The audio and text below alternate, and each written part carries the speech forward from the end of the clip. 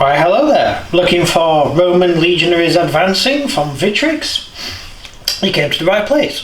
So that's the card that comes with the box, and these are the figures. These are from Victrix. There are 2 packs of Legionaries. One is on its way to us, and there's this one. And this one is Roman Legionaries advancing.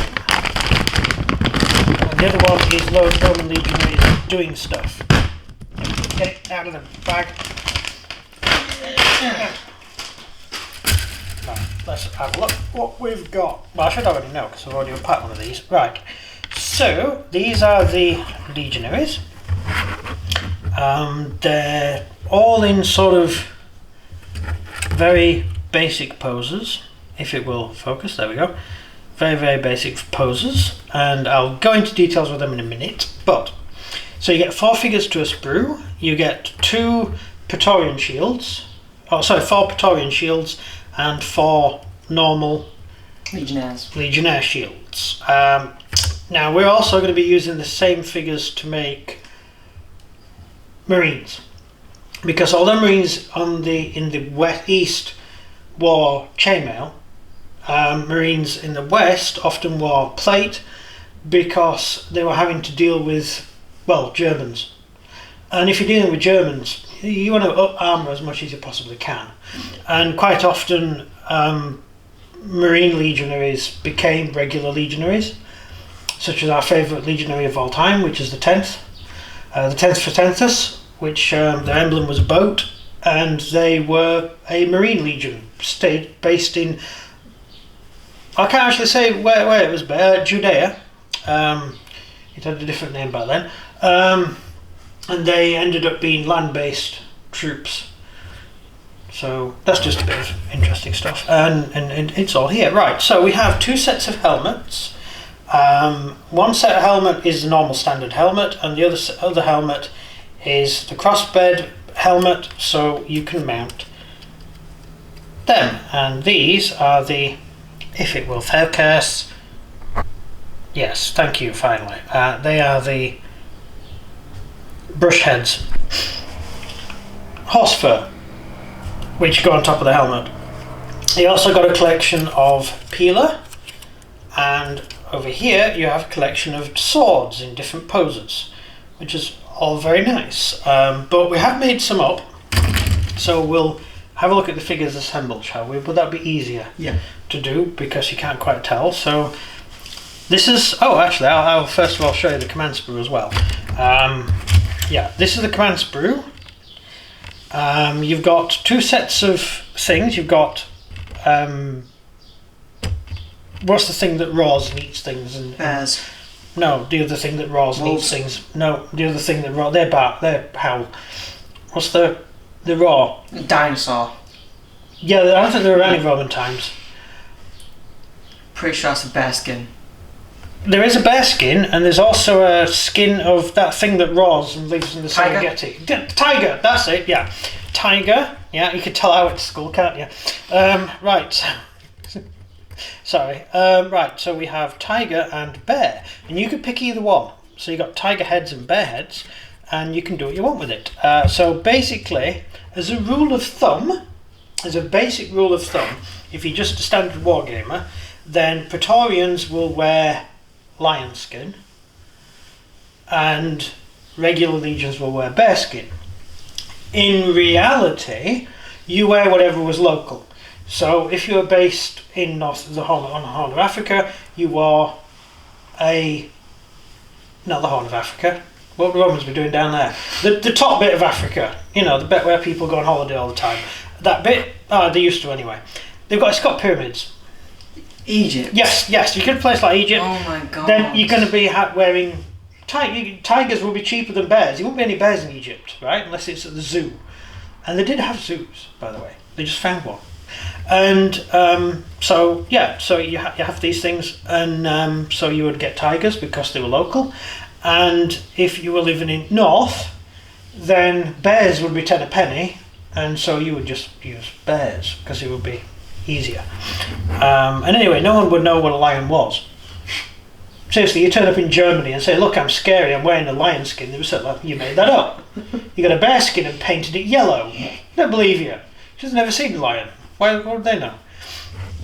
So, yeah, that's what you get. And you've got all sorts of different things. You've got a banner there with that's the Legion logo on that, or the company, cohort number on that logo, number on that.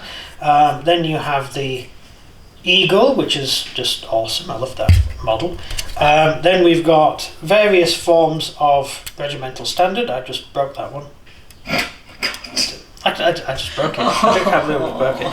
Right, so you got various. You got the Emperor's hand, which is always awesome. You got the Emperor's hand and the Emperor's face, right? And an alien. It's a grey alien there, I think. Is that a grey alien?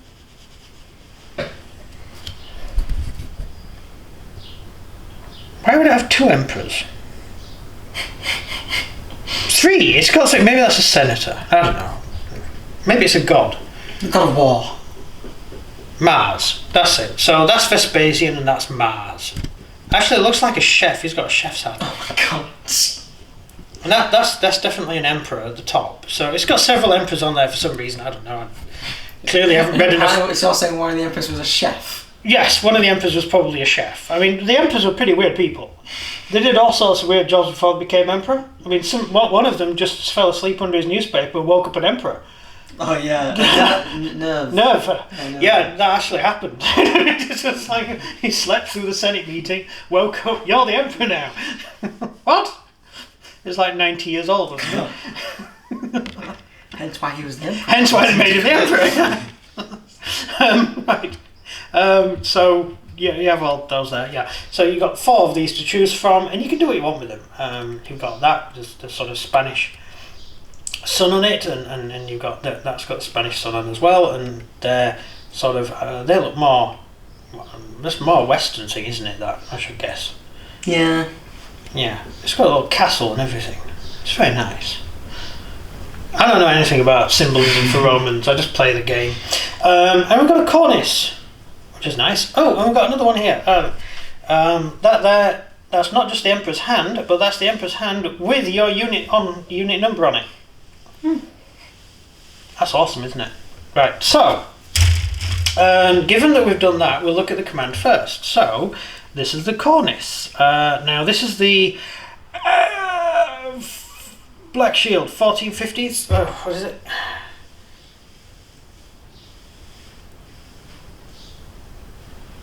Black Shield's 14th. It says 14th on the actual shield. Yeah, because 14th. I just realised I put that shield on upside down. That's the 14th Legion.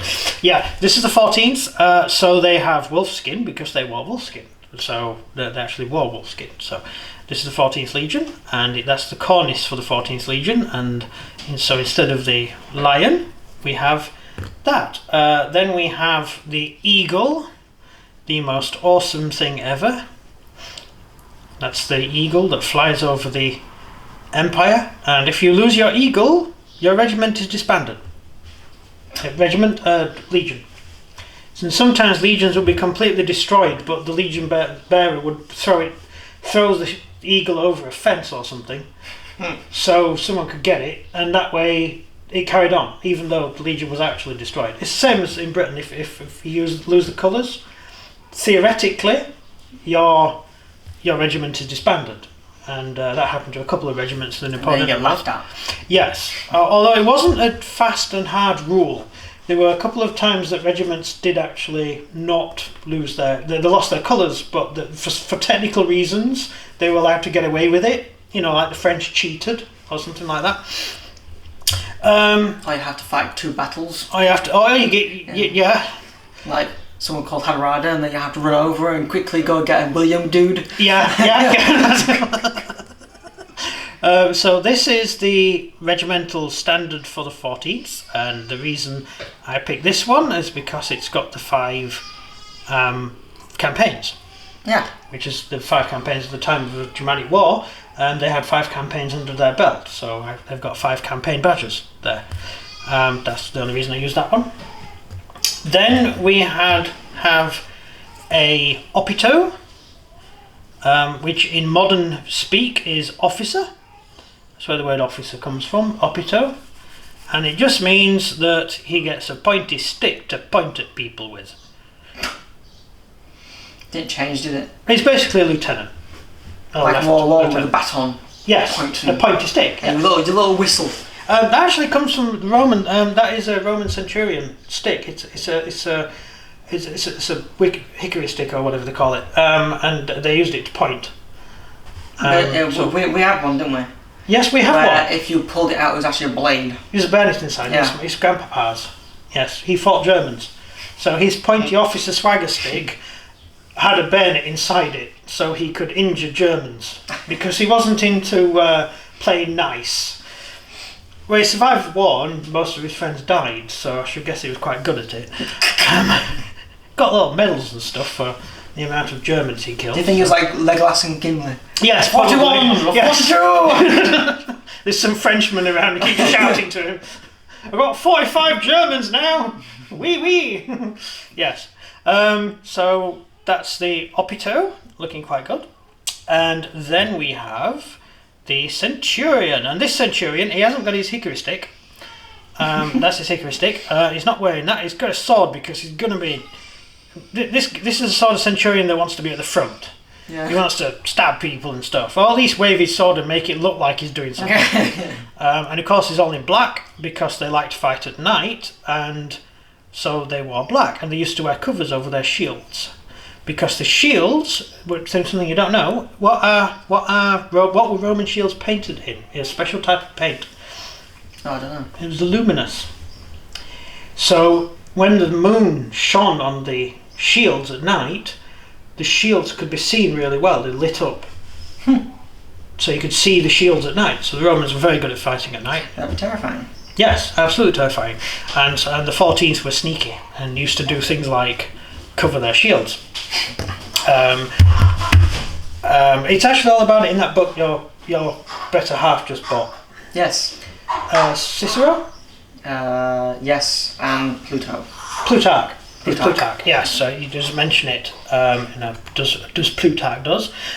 You may notice the shields. Now, we've got a load of transfers, and these transfers don't exactly fit these because they're for the Warlord, but we've got loads spare, and given that I already had them, I wasn't going to buy more, so I'll use the transfers on these.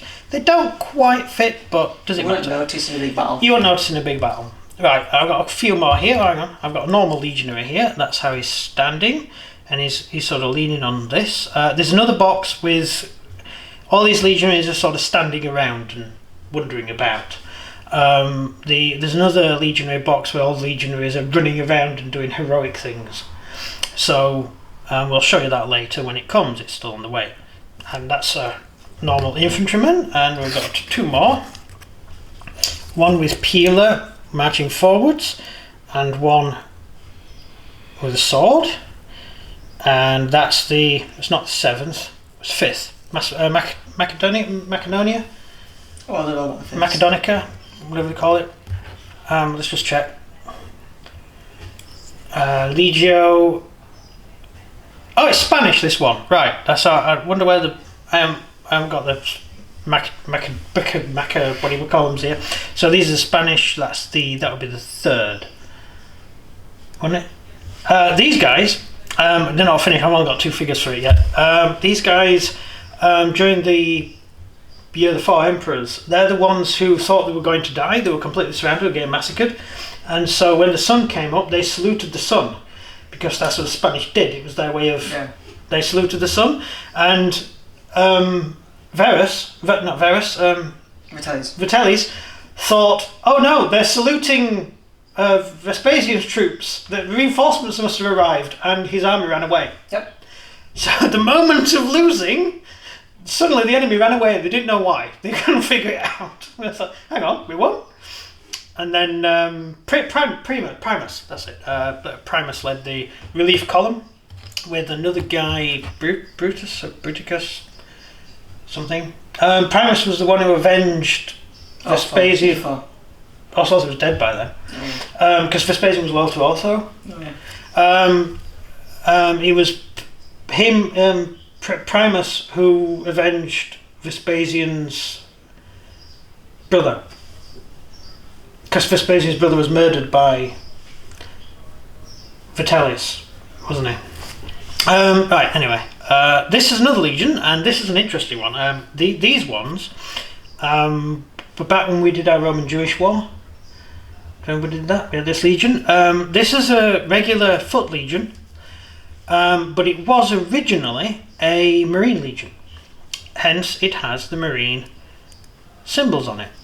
So this was originally a marine legion, but they've become standard legionaries because they've been stationed there so long. And if you think about it, if you're on the Rhine, you have a massive amount of area to cover, and you have to have a lot of Navy personnel, and you have several Navy units operating, and eventually they became foot troops. But that's about it really for these. So that's the unboxing, and we just figured that given that the figures you can't actually, let's put this one up. See them all too well. Yeah, you can't really see what they're doing, because until you try to put the arm on, they all look the same. And then when you try and put the arm on, it turns out that sword goes over there, and that sword goes over there, because the arms are actually all differently shaped, but you can't quite tell until you try to assemble the figure. Yeah.